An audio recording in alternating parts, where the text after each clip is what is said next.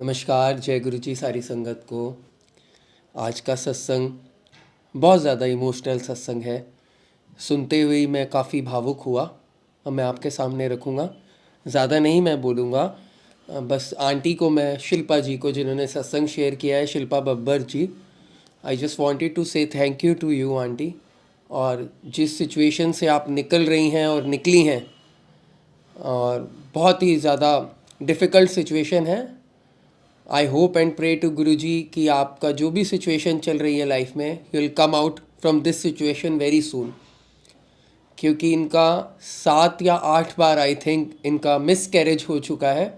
उसके बारे में बात करना it's a big thing. So she is very brave lady, brave संगत जिन्होंने इस बारे में बात करी। और मुझे यकीन है अगर इन्होंने बात करी है तो गुरु जी का कुछ ना कुछ मैसेज ज़रूर होगा उनके लिए जो सेम तरह की प्रॉब्लम से निकल रहे हैं, जिनको इस तरह का कोई इशू है, उनके लिए ये सत्संग होगा और उनके लिए कोई ना कोई मैसेज ज़रूर होगा। इन्होंने बताया कि ड्यूरिंग दैट प्रेगनेंसी जो इनको इशू आ रहे हैं लाइफ में, तो वो कैसे उससे निकल रही हैं, और जो भी इनको बिजनेस में लॉसेस हुए वो कैसे गुरुजी ने रिकवर कराए, इसके बारे में सत्संग है। वेरी इमोशनल सत्संग। और आप सुनिए, ज़्यादा मैं नहीं कहूँगा, सत्संग सुनिए, उसके बाद मैं आपसे एक स्टोरी शेयर करूँगा। जय गुरु जी। जय गुरु जी संगत जी, जय गुरु जी सबको। गुरु जी ना मुझे बहुत महीनों से कह रहे हैं कि अपना सत्संग शेयर कर, अपना सत्संग शेयर कर, लेकिन मैं ही नहीं कर रही थी। तो गुरु जी ने भी बोलना मुझे छोड़ दिया। लेकिन 2 दिन से मेरे अंदर बहुत बेचैनी थी कि मुझे अपना सत्संग शेयर करना है। मैं अपने अंकल को भी कह रही थी और मैं बहुत ज़्यादा ढूंढ रही थी कि किस तरह मैं अपना सत्संग शेयर करूं। नितिन अंकल जो सत्संग करते हैं यूट्यूब पे, उस पे मुझे पता लगा, उनके माध्यम से, उनके थ्रू मुझे पता लगा किस तरह सत्संग शेयर करना है, कहाँ करना है, कैसे करना है। तो बस मैंने ठान लिया कि अब तो मैं अपना सत्संग शेयर करूँगी ही करूँगी। जय गुरु जी। मैं आज अपने आप को इतना ब्लेस्ड फील कर रही हूँ कि शायद गुरु जी ने मेरे थ्रू किसी का कल्याण करना हो, मेरा कल्याण करना हो, शायद इसीलिए वो इतने टाइम से मुझे बोल रहे थे। मेरा सत्संग है हेल्थ रिलेटेड। वैसे तो गुरुजी ने बहुत मुझे ब्लेस किया है, मेरे पास अनेक सत्संग हैं। उनके ड्रीम दर्शन हुए थे मुझे, उन्होंने मुझे बताया कि मैं तेरे साथ हूँ। उन्होंने मेरी हर प्रॉब्लम का, हर परेशानी का उसी टाइम मुझे जवाब दिया है। जब मैं बहुत तंग होती हूँ या बहुत परेशान होती हूँ, तो गुरुजी का मुझे एक सिंपल सा इंस्टाग्राम पे या फेसबुक पे एक मैसेज आता है कि मैं जानता हूँ तू परेशान है, अब शांत हो जा। ये मैसेज मुझे इतना शांत कर देता है वाकई। और मैंने हमेशा गुरुजी से सब्र मांगा है, सुकून मांगा है, जो कि यही चीज़ मेरी लाइफ में, मेरे अंदर बहुत कमी है इन चीज़ों की।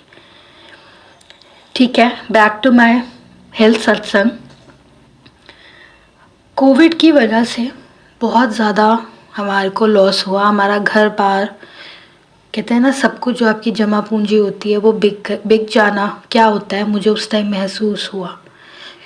क्योंकि कोविड से पहले हमने एक फ़िटनेस क्लब कंस्ट्रक्ट किया था देहरादून में, जो कि बंद पड़ गया कोविड की वजह से। And we were into huge losses, huge amount of loan we had. कर्जा चढ़ गया था, लोगों की गालियाँ सुनने को मिली, चाहे वो घर वाले हों चाहे बाहर वाले हों। लेकिन गुरुजी की कृपा से हम उस टाइम को पार करके आज मैं आपको ये बोल सकती हूँ बहुत प्राउडली कि गुरुजी ने, सिर्फ़ और सिर्फ मेरे गुरुजी ने, हमारे गुरुजी ने मेरा 80% लोन उतरवा दिया है। और जो लोग आज की उस टाइम हमें गालियाँ देते थे, हमें भला बुरा बोलते थे, हमें नकारा बोलते थे, मैं और मेरे अंकल को, आज वही हमें इज़्ज़त से देखते हैं, रिस्पेक्ट देते हैं। ये गुरुजी की माया। लेकिन हालांकि जब हमने लोन लिया था, सब कुछ किया था, उस टाइम मैं गुरुजी से नहीं जुड़ी हुई थी। गुरुजी से तो मैं इसी साल जुड़ी हूँ अप्रैल में, और मैं मैं आपको ये बताना चाहती हूँ कि मैं गुरुजी को अभी जान रही हूँ। मैं समझ नहीं रही हूँ उनको कि गुरुजी कौन है, क्या है, लेकिन मुझे गुरुजी का माया सुन के मतलब गूज़ बम्स आ जाते हैं। मैं समझना तो खैर चाहती नहीं, लोग कई बार कहते हैं कि हम समझ रहे हैं, मैं समझना नहीं चाहती हूँ, लेकिन मैं अभी मैं चाहती हूँ कि मैं कभी कोई ऐसी गलती ना करूँ कि जो गुरुजी के लिए कोई ऐसा वचन ना बोलूँ, कोई ऐसे शब्द ना बोलूँ जो गुरुजी को पसंद ना हो। मैं बस इसी चीज़ में हूँ, इसी चीज़ को पढ़ती रहती हूँ, कई बार होता है कि मुझे अंदर बेचैनी रहती है गुरुजी के वचन सुनने की कि कैसे पता लगे। मेरे को कुछ नहीं पता अभी, मुझे कुछ भी नहीं पता, बस मैं चल रही हूँ गुरुजी के साथ साथ, जैसे गुरुजी बोल रहे हैं वैसे चल रही हूँ। मेरे 8 साल हो गए हैं शादी को, 8 साल हो चुके हैं, कोई बेबी नहीं है, और 4 मिसकैरेजेस हुए हैं 8 सालों में। जो रीसेंट मिसकैरेज हुआ था मेरे को वो 2020 में हुआ था। जो पहले के 3 मिसकैरेजेस थे वो तो सेकंड मंथ क्रॉस ही नहीं करते थे, मतलब सेकंड मंथ कंप्लीट हुआ और मिसकैरेज हो जाता था अपने आप। लेकिन जो ये 2020 वाला था उसमें जो मेरी डॉक्टर थी, आयुर्वेदिक डॉक्टर, उनकी दवाइयों ने मुझे बहुत हेल्प किया कि मेरे अंदर जो था कि मैं बच्चा नहीं कैरी कर सकती थी, वो 7th मंथ तक मुझे पहुँचाया। और मेरे अंदर एक पर्टिकुलर वायरस भी था जो कि किल कर देता था बच्चे को, ये समझ के कि कोई इन्फेक्शन बॉडी में आ गया। तो ये प्रॉब्लम था, लेकिन जो आयुर्वेदिक मेडिसिन्स मैंने करी उसकी वजह से, गुरुजी की शायद ब्लेसिंग्स की वजह से वो मैं 7th मंथ तक पहुंची। बट अनफॉर्चुनेटली मैं 7th मंथ स्टार्टिंग में ही किसी कॉम्प्लिकेशंस की वजह से मेरा सी सेक्शन करना पड़ा और बेबी कुडंट सर्वाइव, बेबी बच नहीं पाया। मैं भी बहुत मुश्किल से बची थी, मुझे रिवाइव किया गया था, मतलब एक समझ लीजिए कि मैं डेड थी, जो कि मुझे बहुत ज़्यादा रिवाइव किया था, कभी इंजेक्शन, कभी वो शॉक देख के। एनीवेज, तो ये सिचुएशन थी। उस टाइम जब ऑपरेशन किया तो डॉक्टर ने बताया कि मेरे यूट्रस के अंदर एक दीवार है, बहुत मोटी दीवार है, जिसकी वजह से बच्चा फंस गया था और वो मूवमेंट नहीं कर पाया, इसलिए उसको प्रॉब्लम हुई और मुझे भी प्रॉब्लम हुई, जिसकी वजह से सारी कॉम्प्लिकेशंस हुई, मिसकैरेजेस हो गए। तो गुरुजी से जब मैं जुड़ी हूँ, गुरुजी ने मेरे अंदर जो शांति पैदा की है, मेरे अंदर बेचैनी रहती थी, मेरे अंदर था कि बस मुझे बच्चा चाहिए, मेरे को माँ बनना है। वो गुरुजी ने बोला शांत चाहिए अभी भी, लेकिन अब मुझे पता है जब देना होगा मेरे गुरुजी अपने आप मुझे दे देंगे, मुझे उस चीज़ की अब टेंशन नहीं है। जिस दिन गुरुजी का बर्थडे होता है ना, उस दिन मैं ऋषिकेश एक सत्संग में गई थी। वहाँ सत्संग होने के बाद 2 आंटी ने अपने सत्संग सुनाया कि हमारा बच्चा 12 साल बाद ब्लेस किया है, एक ही बेटी 8 साल बाद ब्लेस की गई थी। तो मेरे अंदर भी हुआ, मैं कहा गुरुजी आपने सबको इतना ब्लेस किया है, क्या आप मुझे भी ब्लेस करोगे बच्चे से? आप मेरे को भी ब्लेस करिए, कोई हिंट, कोई ऐसी चीज़ मुझे बताइए जो सिर्फ मुझे आप हिंट दीजिए कि आपने मुझे ब्लेस कर दिया।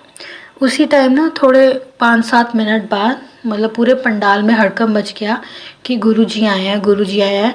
गुरुजी की जो गद्दी थी उस पर सिलवट आ गई थी, पहले नहीं थी, फिर सिलवट आ गई थी।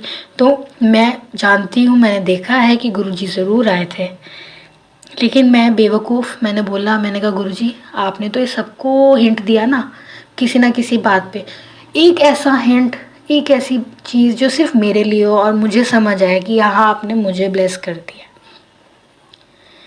ठीक है, हमने लंगर किया। गुरुजी से जब आज्ञा लेने गए तो वहाँ पे एक अंकल थे, उन्होंने अचानक से आके मेरे हाथों में गुरुजी का ब्रेसलेट रख दिया और मैं इतनी खुश हुई। मैं कहा जय गुरुजी, शुक्राना गुरुजी, गुरुजी ने मुझे ब्लेस किया, मुझे बताया कि जा तुझे ब्लेस कर दिया बच्चे से, लेकिन जब देना होगा मैं अपनी मर्ज़ी से दूंगा। मैंने मत्था टेका, मेरे पूरे माथे पे गुरुजी के फूल लग चुके थे। और मैं बहुत खुशी खुशी वापस आ गई। फिर उसके बाद गुरुजी ने बोला कि चल चेकअप करा अपना आप दोबारा से। मैं अपनी डॉक्टर के पास गई, मेरी डॉक्टर ने एक और डॉक्टर को रेफ़र किया, क्योंकि मेरी डॉक्टर आयुर्वेदिक थी तो बहुत ज़्यादा मेरा केस संभाल तो वही रही हैं, लेकिन जो ऑपरेशन करना और वो सब वो उनके बस का नहीं था। तो उन्होंने मुझे एक और डॉक्टर को रेफ़र किया जो कि शी इज़ नंबर 1 इन देहरादून। उनके पास भेजा, उनके पास गई मैं अपनी रिपोर्ट्स लेके, और यकीन मानिए कि जो 2020 में मेरे ऑपरेशन हुआ और यूट्रस में जो भी था वो रिपोर्ट्स में मेंशन ही नहीं था, कहीं पर भी नहीं था। हमें भी हैरानी हुई कि इन्होंने नॉर्मल यूट्रस लिख दिया और जो एक्चुअल यूट्रस था वो तो लिखा ही नहीं। एनीवेज, तो उस डॉक्टर ने हमें समझाया कि 3 तरह के यूट्रस होते हैं। एक तो नॉर्मल यूट्रस होता है, एक हार्ट शेप यूट्रस होता है, और एक और यूट्रस होता है जिसके बीच में एक दीवार होती है जिसको हम थोड़ा सा रिपेयर कर सकते हैं। लेकिन जो हार्ट शेप यूट्रस होता है ना, उसको हम रिपेयर कर ही नहीं सकते। लेकिन ठीक है, उसने बोला लेट्स सी कि आपका MRI करवाते हैं। मैं गुरुजी से प्रे कर रही हूँ, मैं कहा प्लीज़ गुरुजी हार्ट शेप ना हो, हार्ट शेप ना हो। मैंने कहा आपने मुझे बोला MRI कराने को, ठीक है मैं MRI करा लेती हूँ, लेकिन हार्ट शेप ना निकले। अपॉइंटमेंट लिया, गुरुजी को बोला गुरुजी आप साथ चलो मेरे साथ। आप यकीन मानिए गुरुजी मेरे इतने साथ थे कि मुझे इतनी फ्रेगरेंस आई गुरुजी की डायग्नोस्टिक सेंटर में MRI करते हुए। पूरा 1 घंटा MRI का, खुशबू ही खुशबू, गुरुजी की खुशबू ही खुशबू आई। जबकि मेरे साथ मेरे अंकल थे, उनको खुशबू नहीं आ रही थी, लेकिन मुझे गुरुजी की बहुत स्ट्रॉन्ग खुशबू आ रही थी। और मेरा MRI बहुत बहुत अच्छे से हो गया। रिपोर्ट्स 2 दिन बाद आई। रिपोर्ट जब मैं लेने गई, मैंने गुरुजी के सामने अपनी सारी रिपोर्ट्स रख दी। मैंने कहा आपने बोला ना MRI कराने को, ये लो मैंने करा लिया, अब आप चेक कर लो रिपोर्ट्स मेरी, जो आप बोलोगे वही होगा। मैंने गुरुजी के सामने रिपोर्ट्स रख दी और फिर मुझे शाम का डॉक्टर के पास अपॉइंटमेंट मिली और मैं डॉक्टर के पास अपनी रिपोर्ट्स लेके गई। उसने वही बोला कि जी आपका तो हार्ट शेप यूट्रस है। मैं कहा गुरुजी क्या कर दिया, मैं तो परेशान हो गई। मैं कहा चलो इसमें भी आपकी कोई माया ही होगी जो आप कह रहे हो। ठीक है, मेरी डॉक्टर ने बोलना शुरू किया कि हाँ हार्ट शेप होता है, कहती हम इसको रिपेयर करने का ट्राई कर सकते हैं, लेकिन बहुत बहुत कम चांसेस है, 2% चांसेस भी नहीं मैं बोलूँगी मैं कि आपका यूट्रस ठीक हो सकता है, बट ये ऑपरेशन के थ्रू ऐसे ऐसे करके आपका हम रिपेयर करने की कोशिश करेंगे। मैंने कहा इतना झेलने के बाद, इतना कुछ होने के बाद, इतना ऑपरेशन में घुसने के बाद फिर भी ये कोशिश करेंगे। फिर भी मैंने कहा चलो जय गुरु जी, जो आपकी माया, जो आपकी इच्छा, देखेंगे। मुझे सितंबर 9 या 10 की मुझे डेट मिली ऑपरेशन की, मुझे एडमिट किया गया। मैंने कहा जय गुरु जी चलो आप मेरे साथ हॉस्पिटल चलो। मैंने गुरु जी का लॉकेट पहना और मैं चल दी हॉस्पिटल। एडमिट हुई, उन्होंने क्लीनिंग जो भी स्टमक की करनी होती है वो करी। एंड अगले दिन आई थिंक मंडे था, ट्यूसडे था शायद, एक्चुअली मुझे याद नहीं है कौन सा दिन था। तो उन्होंने मेरे को 2 बजे एडमिट कर लिया था। आप यकीन मानिए संगत जी, जो लॉकेट मैंने पहना हुआ था ना गुरुजी का, वैसे तो कहते हैं कि ऑपरेशन थिएटर में सब कुछ उतरवा देते हैं, कोई चूड़ी, एक कांच की चूड़ी भी नहीं पहनते, लेकिन वो मेटल का गुरुजी का लॉकेट मुझे किसी ने नहीं उतारने दिया। मुझे किसी ने नहीं बोला कि आप उतारिए इसको, इवन कि डॉक्टर ने भी नहीं बोला कि आप उतारिए। मैंने भी गुरुजी का जय गुरुजी किया, मंत्र जाप किया और मुझे उन्होंने एनेस्थीसिया दिया और बेहोश कर दिया। उसके बाद मेरा उन्होंने चेकअप, कैमरे से चेकअप वगैरह किया। उसमें ये आया कि मेरे पूरे यूट्रस में 2 चेम्बर्स हैं, यानी कि 2 गलियां हैं। एक गली है 10% और एक गली है 15%, 2 चेम्बर्स हैं। और बीच की जो दीवार है ना संगत जी, वो 65% है। जो सेप्टा था वो 65% था। नेचुरली फिर तो बच्चे ने फंसना ही था, उसको तो जगह ही नहीं मिली ग्रो करने की। तो मेरी डॉक्टर पहले तो शॉक हो गई कि ये क्या पोजीशन है वो यूट्रस की, ये तो फर्स्ट एवर केस था देहरादून में इस तरह का। तो उसने अपने काउंसिल जो भी उसके प्रोफेसर्स थे, उनके डीन थे कॉलेज के, मेरी डॉक्टर ने उनको बुलाया ड्यूरिंग ऑपरेशन। लाइव चला मेरा ऑपरेशन उनके साथ। 4-5 डॉक्टर्स, पैनल ऑफ डॉक्टर्स थे और बस उनका ऑपरेशन उन्होंने किया। लेज़र टेक्नोलॉजी के थ्रू उन्होंने कट करना शुरू किया। एंड संगत जी, जो एमआरआई में कहते हैं ना, एमआरआई में जो निकलता है वही होता है। मेरे केस में जो एमआरआई में हार्ट शेप यूट्रस आया था वो था ही नहीं। मेरा बिल्कुल नॉर्मल यूट्रस, ऊपर से नॉर्मल यूट्रस, लेकिन बीच में सेप्टा। तो जब वो कट करना उन्होंने शुरू किया तो माई डॉक्टर वॉज ऑल्सो शॉक कि ये तो भाई साहब ऊपर से बिल्कुल नॉर्मल है और एमआरआई में तो हार्ट शेप आया है। तो जय गुरु जी, तो वो भी शॉक्ड थी and she was also happy कि चलो कोई कॉम्प्लिकेशन नहीं। मेरे को उन्होंने मतलब आईसीयू में शिफ्ट किया। मुझे काफ़ी देर बाद होश आया एंड संगत जी यकीन माने, जब मुझे होश आया आई वॉज लाइक मैं तो बिल्कुल ठीक हूँ, मुझे क्यों रखा हुआ है यहाँ पे। और डॉक्टर ने बोला था कि 2-3 दिन बाद हम आपको डिस्चार्ज करेंगे, लेकिन उन्होंने मुझे नेक्स्ट डे रात को ही डिस्चार्ज कर दिया कि यू आर तो absolutely okay, you can go home. ठीक है, जो स्टिचेस वगैरह लगे थे वो तो जब हील होने थे तभी होंगे, लेकिन उन्होंने मुझे भेज दिया। फिर उन्होंने मुझे 1 महीने बाद बुलाया कि आप चेकअप के लिए 1 महीने बाद आएंगे और एमआरआई करा के आएंगे। तो मैं तब तक दिल्ली वापस आ चुकी थी और मैं दिल्ली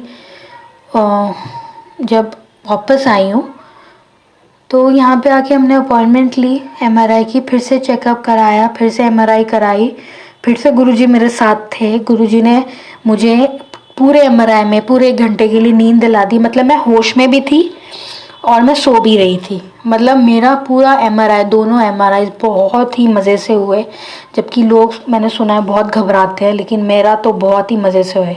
और हाँ, एक और चीज़ मैं बताऊंगी आपको कि जब मेरा बिल, हॉस्पिटल बिल मेरे अंकल देने गए, वो डॉक्टर किसी को डिस्काउंट नहीं देती है और गुरुजी की कृपा से उसने हमें 40% डिस्काउंट दिया पूरे बिल पे। ये भी एक मेरे लिए चमत्कार है, क्योंकि गुरुजी हमारी फाइनेंशियल कंडीशन जानते हैं कि हमारे पास पैसा नहीं था और हमारे पास बहुत मुश्किल से हमने वो पैसा जमा किया था ऑपरेशन का, जो कि एक, पहले हमने डॉक्टर से पूछा था कि एक रफ़ अमाउंट हमें आप बता दीजिए कि कब कितने में होगा, जो कि एक्चुअल बिल जब बना तो उसका डबल था।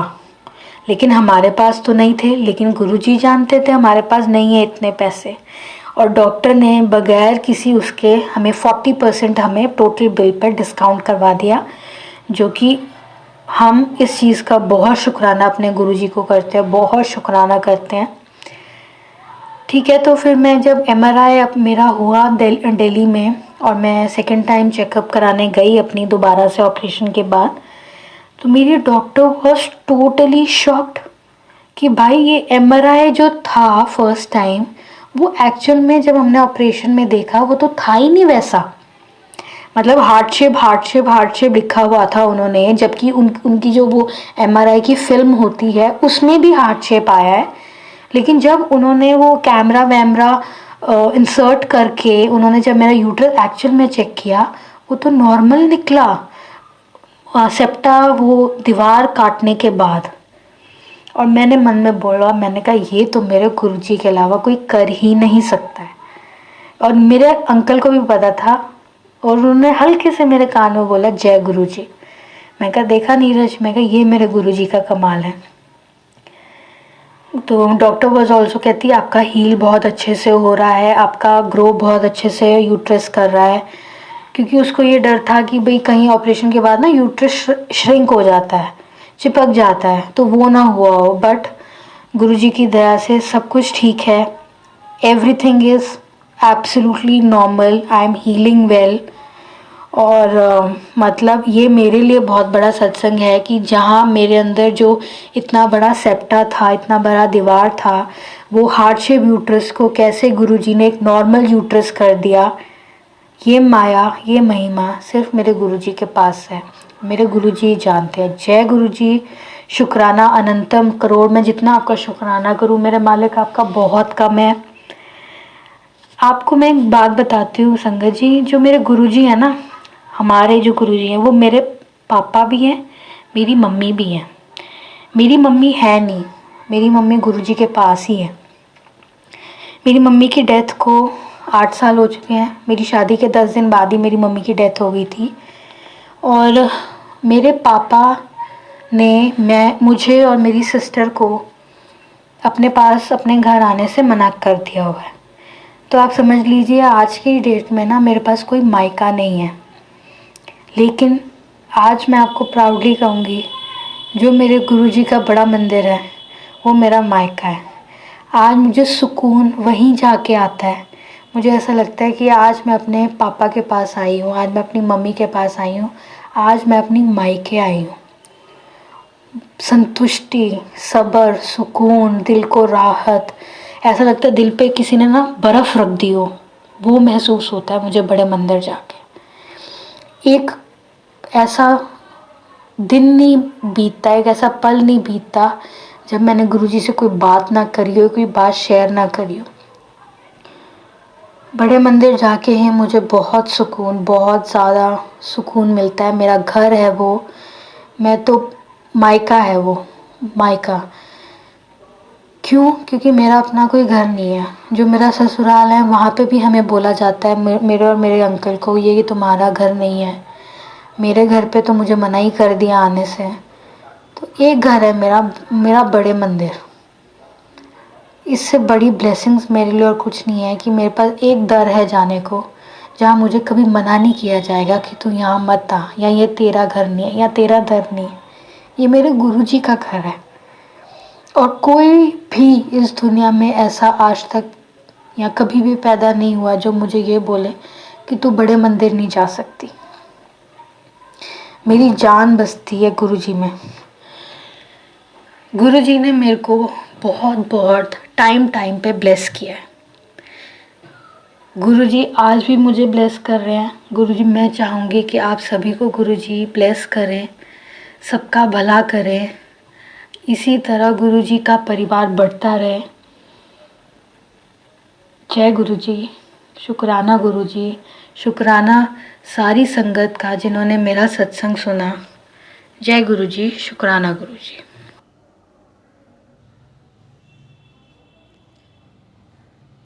दुनिया में कितना गम है, मेरा गम कितना कम है। दुनिया का गम देखा तो मैं अपना गम भूल गया। क्या बोलूँ मैं, मेरे पास शब्द नहीं है आंटी के सत्संग के बाद। अनबिलीवेबल। पहले तो थैंक यू आंटी, आपने सत्संग शेयर किया, इतना ब्रेवली आपने एक एक बात संगत से शेयर करी, which is very brave, very personal thing, but आपने शेयर करी। यहाँ पर तो हम छोटी छोटी बात भी छुपाते हैं, बट आपने एक एक बात अपने लाइफ में जो चल रही है वो संगत से सारी शेयर करी।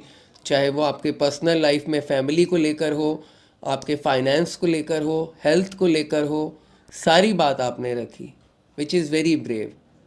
और मैं एक चीज़ मैं थोड़ी सी करेक्ट करना चाहता हूँ। मैंने शुरू में बोल दिया था कि 8 बार मिस कैरेज हुआ, शायद मैंने गलत सुना था। That was 4 time miss carriage and 8 years of marriage. I am sorry for that, शुरू में मैं थोड़ा गलत बोल दिया था। 8 साल शादी को हुए हैं और 4 बार मिस कैरेज हुआ है। बस अब आज के सत्संग में तो सीधा मुझे ऐसा ही लगता है कि शायद संगत के लिए, जिनके लिए है ये, उन तक पहुंच ही जाएगा। कोई कारण है इस सत्संग का, बहुत बड़ा कोई कारण है। बहुत सारी संगत तक ये सत्संग पहुंचेगा। आई एम वेरी श्योर ये बहुत सारी संगत तक पहुंचेगा और उनको हील करेगा। बहुत सारी चीज़ों के पीछे हम लाइफ में लगे रहते हैं, हम ऐसा नहीं सोचते। हमारे बच्चे हैं और हम सोचते हैं कि बच्चा मिल जाना ही बहुत मतलब आसान बात है। ऐसा नहीं है। जिनके बच्चे नहीं हैं उनसे पूछें कि बच्चे होना ही कितना मुश्किल है, वो भी एक बहुत बड़ी ब्लेसिंग है। जिनके होते हैं उनको ऐसा नहीं लगता। मुझे भी ऐसा नहीं लगता था, बट आंटी का सत्संग सुन के लगा it's a very big blessing. I have a daughter of 8 years old, but after listening aunty I feel it's a very very big blessings. मतलब वो भी बहुत ही बड़ी कृपा है ईश्वर की. जिनके नहीं है उसका एहसास उनको ही है, जो ट्रीटमेंट करा रहे हैं, जो फैमिली जहाँ पर ये इशू चल रहा है, ओनली दे नो कि वो किस चीज़ से गुजर रहे हैं. जब तक हमें किसी चीज़ की चोट नहीं लगती तब तक हम उसका एहसास नहीं कर सकते. कोई भी हो, उस दर्द से निकलते हैं तब पता चलता है कि क्या दर्द है. बहुत ही प्यारा सत्संग शिल्पा आंटी ने शेयर किया है, शिल्पा बब्बर जी ने. Thank you aunty for sharing it. आप भी जैसा आंटी ने कहा कि नितिन अंकल को शेयर कर सकते हैं, मुझे शेयर कर सकते हैं सत्संग, गुरुजी सत्संग ब्लेसिंग्स पर. इसी चैनल पर मैं शेयर करूंगा सत्संग आपका. यदि आप शेयर करेंगे तो ही मैसेज संगत तक पहुंचेगा. तो इसलिए मैं बार बार कहता हूं कि पता नहीं कौन सा मैसेज गुरुजी ने आपके थ्रू संगत तक पहुंचाना हो, तो सत्संग ज़रूर शेयर कीजिए. जो भी आपकी जर्नी अभी तक रही है वो शेयर कीजिए. आंटी ज़्यादा पुराने नहीं जुड़े हैं, बट आपने सुना किस तरह से वो बात कर रहे हैं. जो संगत बोलते हैं कि हमें टाइम ज़्यादा नहीं हुआ, it's not about time. It is not about time. 20 साल पुराने भी किसी से पूछोगे, हो सकता है वो ऐसे बात ना कर पाए. ये दिल से दिल मिलने की बात है, इसमें समय का कुछ नहीं है. दिल मिले तो एक दिन में मिले, नहीं मिले तो 20 साल 25 साल 30 साल भी हो जाए, कुछ नहीं मिले. ये दिल मिलने की बात है. जब दिल मिल गया तो मिल गया. चलिए, नीचे ईमेल एड्रेस आप देख रहे हैं, ये ईमेल एड्रेस है, इस पर आप भेज सकते हैं spiritualseeker7@gmail.com. ये नीचे है और डिस्क्रिप्शन में भी है. आप भेज सकते हैं अपना सत्संग ऑडियो रिकॉर्ड करके, मैं संगत के साथ शेयर करूँगा. और यदि आप मुझे फॉलो करना चाहते हैं इंस्टाग्राम पर, तो आप नीचे डिस्क्रिप्शन में मेरा लिंक है इंस्टाग्राम चैनल का, पेज का, आप फॉलो कर सकते हैं. यदि आप गुरुजी सत्संग ब्लेसिंग्स के व्हाट्सएप ग्रुप पे ऐड होना चाहते हैं तो मुझे इंस्टाग्राम पर रिक्वेस्ट भेजिए, मेरे पेज को फॉलो कीजिए, मैं वहाँ पर अपना मोबाइल नंबर शेयर करूँगा. Then you can join our WhatsApp group. ठीक. Now I am sharing story with you. आज की स्टोरी मैं रखता हूँ आप सबके आगे. आई होप आपको पसंद आएगी. एक महल के द्वार पर बहुत भीड़ लगी हुई थी. भीड़ बढ़ती जा रही थी. अब शाम होने आ गई थी. सारा गांव करीब करीब उस द्वार पर इकट्ठा हो गया. क्या हो गया था ऐसा कि उस द्वार पर, उस राजमहल के द्वार पर इतनी ज्यादा भीड़ इकट्ठी हुई थी. एक छोटी सी घटना हो गई और घटना ऐसी बेबूझ थी कि जिसे सुनकर वहां खड़ा हर एक व्यक्ति देखता रह गया. किसी को कुछ समझ में नहीं आ रहा था. एक भिखारी सुबह सुबह आया और उसने राजा के महल के सामने अपना भिक्षा पात्र फैलाया. राजा ने अपने नौकरों से कहा, इसको कुछ दे दो. उस भिखारी ने कहा, एक शर्त पर लूंगा. यह भिक्षा पात्र उसी शर्त पर कोई चीज स्वीकार करता है जब यह वचन दिया जाए कि मेरे भिक्षा पात्र को पूरा भरा जाएगा. राजा ने कहा, यह कौन सी मुश्किल बात है, छोटा सा भिक्षा पात्र है, पूरा भर देंगे, और अन्न से नहीं, स्वर्ण अशरफियों से भरेंगे. भिक्षुक ने कहा, और एक बार सोच लीजिए, पीछे पछताना ना पड़े. क्योंकि इस भिक्षा पात्र को लेकर मैं जिस भी द्वार पर गया हूं, वहां पर हर बार हर व्यक्ति ने यही वचन दिया है कि इसे पूरा भर देंगे, लेकिन वह इसे पूरा नहीं भर पाए और बाद में उन्हें क्षमा मांगनी पड़ी. राजा हंसने लगा और उसने कहा, यह छोटा सा भिक्षा पात्र और नहीं भरेगा. उसने अपने मंत्रियों को कहा, स्वर्ण अशरफियों से भर दो. यही घटना हो गई थी. राजा स्वर्ण अशरफियां डालता चला गया. भिक्षा पात्र कुछ ऐसा था कि भरता ही नहीं था. सारा गांव वहां पर इकट्ठा था. किसी को समझ नहीं पड़ती थी कि क्या हो रहा है. राजा का खजाना खाली हो गया. सांझ हो गई, सूरज ढलने को आया, लेकिन भिक्षा का पात्र खाली का खाली रहा. तब राजा घबरा गया, गिर पड़ा अपने पैरों पर और उसने भिक्षु से बोला, क्या है इस पात्र का रहस्य? क्या ये जादू है? क्या ये कोई माया है? ये पात्र भरता क्यों नहीं है? उस भिखारी ने कहा, राजन, यह कोई जादू नहीं है, कोई रहस्य की बात नहीं है, बड़ी सीधी सी बात है राजन। मैं एक शमशान घाट से निकलता था, वहां पर एक आदमी की खोपड़ी मिल गई, उसे ही मैंने भिक्षा पात्र बना लिया। और आप तो जानते हैं, हम इंसानों की खोपड़ी कभी भी किसी चीज से नहीं भरती, इसलिए यह भी नहीं भरता। हम भी ठीक उसी भिक्षु के पात्र की तरह हैं, चाहे हम कितना भी क्यों ना पालें, हम भी कभी भरते नहीं। हमारा मन कितनी ही चीजें क्यों ना पाले, कभी भी नहीं भरता। हमारी मांगें कभी नहीं खत्म होती, चाहे हम कुछ भी कर लें, फिर भी कुछ और पाने की चाह बनी रहती है। जय गुरु जी। कैसी लगी आपको आज की स्टोरी, आज का सत्संग? मुझे कमेंट करके ज़रूर बताइएगा। गुरु जी सत्संग ब्लेसिंग्स यूट्यूब चैनल पर आप हैं, मैं नितिन अंकल हूँ।